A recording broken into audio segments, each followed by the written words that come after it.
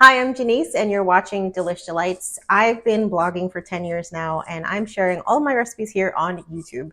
Food has always been a central part of my life. I've been cooking since I was 11, and this blog is really inspired by my Puerto Rican heritage, my love for travel, and my love for food.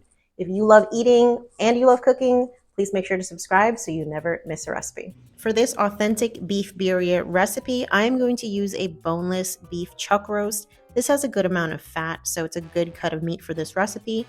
You need your chiles. These are ancho chiles, chile de árbol, and guajillo chiles. You can find them at your local Latin supermarket. You want to make sure to de-seed them and take the stem off, and you can rip them up into pieces if you want to.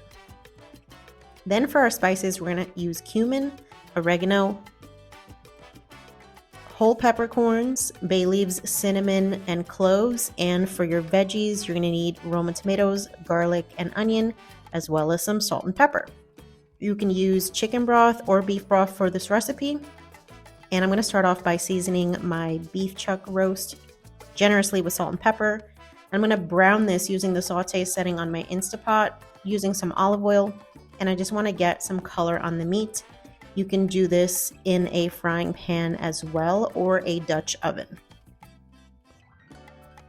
Once you've got a nice crust on the meat, you want to remove it and set it aside so that you can start to make your broth.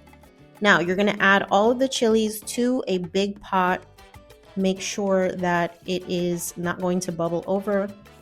Then add your tomatoes, garlic, and onions, as well as your spices, the broth, and then you want to cover this with enough water so that all of the vegetables and the chilies and the spices are completely submerged. I would say I used about 8 cups of liquid total, including the broth and the water. So you want to bring this to a boil, cover it, and let it cook for about 15 to 20 minutes until the chilies are softened and all the veggies are soft. Then you're going to strain this mixture into a blender. You might have to do this multiple times, depending on how big your blender is. You're going to add some vinegar, your cumin and oregano, some of the liquid that you used to boil the vegetables and the chiles, and you want to blend this up until everything is nice and smooth. Just like that. You're going to take a fine mesh strainer and strain this liquid out, and what comes through the bottom is going to be what makes up your birria. I want to also strain the sauce that I cooked the chiles in because I'm going to need some of that water. I'm going to put 3 cups of the chile water in the Instapot along with the beef and the strained birria mixture. And I'm going to cook this on the meat stew setting on my Instapot for 90 minutes.